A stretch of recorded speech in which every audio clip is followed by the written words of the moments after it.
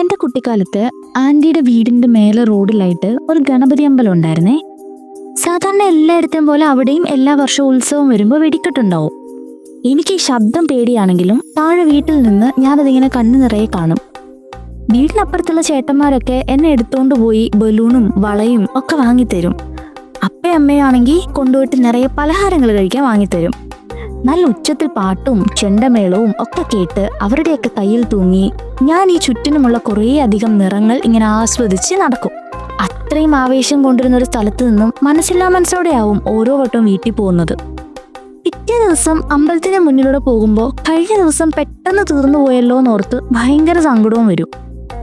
ഉത്സവങ്ങളും പെരുന്നാളുകളും ഒക്കെ പിന്നെയും എത്രയോ വന്നു. പല നാട്ടിൽ ഫ്രണ്ട്സിന്റെ കൂടെയും ഫാമിലിയുടെ കൂടെയും ഒക്കെ പലതവണ പോയിട്ടുമുണ്ട്. എന്നാലും ഇന്നും എനിക്ക് ഉത്സവത്തിന്റെ അന്തരീക്ഷം ഭയങ്കര നൊസ്റ്റാൾജിയാണ്.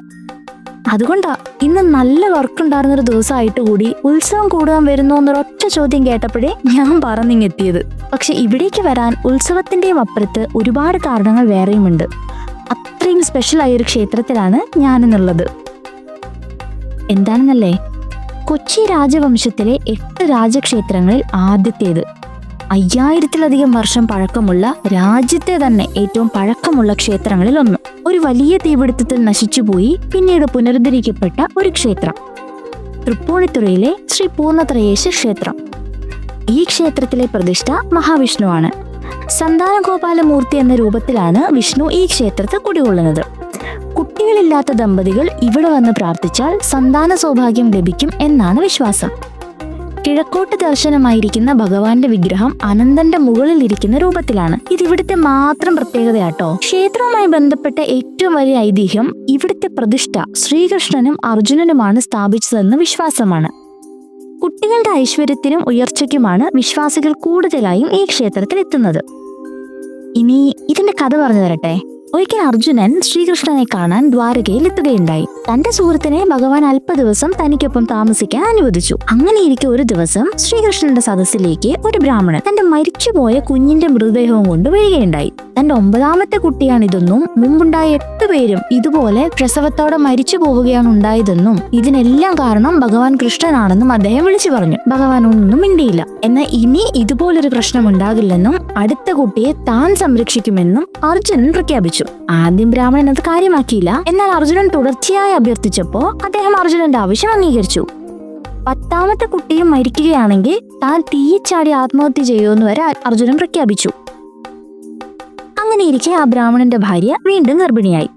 അർജുനൻ തന്റെ കുട്ടിയെ രക്ഷിക്കുമെന്ന് ഉറച്ചു വിശ്വസിച്ച ബ്രാഹ്മണൻ അദ്ദേഹത്തെ തന്റെ വീട്ടിലേക്ക് വിളിക്കുകയും തന്റെ ഭാര്യയും കുട്ടിയും സംരക്ഷിക്കണമെന്ന് അഭ്യർത്ഥിക്കുകയും ചെയ്തു. അമ്പുകൾ കൊണ്ട് വലിയൊരു മാളിക പണിത അർജുനൻ പ്രസവം അവിടെ വെച്ചാകാമെന്ന് ബ്രാഹ്മണ പത്നിയെ അറിയിച്ചു. അതനുസരിച്ച് പ്രസവത്തിനായി അവർ അങ്ങോട്ടേക്ക് താമസം മാറി. അവസാനം ബ്രാഹ്മണ പത്നി വീണ്ടും പ്രസവിച്ചു. എന്നാ എന്ത് സംഭവിച്ചെന്നോ, ഇത്തവണയും കുട്ടി മരിച്ചുപോയി. ഇതറിഞ്ഞ ബ്രാഹ്മണൻ അർജുനനെ ഓടിച്ചു വിട്ടു. ദുഃഖിതനായ അർജുനൻ തീയിൽ ചാടി ആത്മഹത്യ ചെയ്യാൻ തീരുമാനിക്കുന്നു. അതനുസരിച്ച് അദ്ദേഹം ആഗ്നേയാസ്ത്രം ഉപയോഗിച്ച് തീക്കുണ്ടം സൃഷ്ടിച്ച് അതിൽ ചാടാൻ തയ്യാറായി. ആ സമയത്ത് അവിടെ പ്രത്യക്ഷപ്പെട്ട ശ്രീകൃഷ്ണൻ അങ്ങനെ ചെയ്യരുതെന്നും കുട്ടികളെല്ലാവരും വൈകുണ്ഠത്തിലുണ്ടെന്നും അർജുനനെ അറിയിച്ചു. അതിനനുസരിച്ച് ഇരുവരും വൈകുണ്ഠത്തിലേക്ക് പോയി തന്റെ യഥാർത്ഥ സ്വരൂപമായ മഹാവിഷ്ണുവിൽ നിന്ന് 10 കുട്ടികളെയും മടക്കി വാങ്ങിയ ശ്രീകൃഷ്ണൻ തിരിച്ച് ഭൂമിയിലേക്ക് വരികയും അവരെ ദമ്പതികളെ തന്നെ ഏൽപ്പിക്കുകയും ചെയ്തു.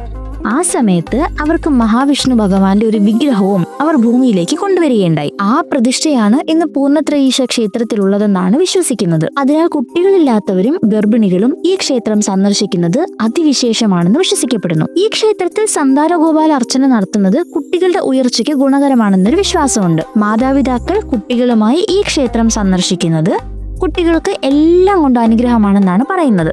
നേരത്തെ പറഞ്ഞ പോലെ 5000 വർഷം പഴക്കമുള്ളതെന്നും ഐതിഹ്യം പറയുമ്പോഴും ചരിത്രകാരന്മാർ അവകാശപ്പെടുന്നത് ചേര രാജവംശകാലത്ത് സ്ഥാപിക്കപ്പെട്ടൊരു ക്ഷേത്രമാണെന്നാണ്. ഇന്ത്യ പോലൊരു രാജ്യത്ത് ദേവാലയങ്ങളുടെ പഴക്കം പരിശോധിച്ചാൽ സത്യം നമ്മൾ പെട്ടുപോകും കേട്ടോ. വ്യക്തതയില്ലാത്തതുകൊണ്ട് ഞങ്ങൾ അതൊന്നും അവകാശപ്പെടുന്നില്ല. പൂർണ്ണത്രയീശ ക്ഷേത്രത്തിലെ ഏറ്റവും പ്രധാനപ്പെട്ട ഉത്സവമാണ് വൃശ്ചിക മാസത്തിൽ തിരുവോണം നാളിൽ ആറാട്ടോടെ സമാപിക്കുന്ന 8 ദിവസത്തെ കൊടിയേറ്റോത്സവം. ക്ഷേത്രത്തിൽ ആദ്യം മുതലേ നടന്നു വരുന്ന ഉത്സവമാണിതെന്ന് പ്രത്യേകത കൂടിയുണ്ട്. അതിന്റെ ഒരു ജനത്തിരക്ക് ഇന്നിവിടെ കാണാനുമുണ്ട്.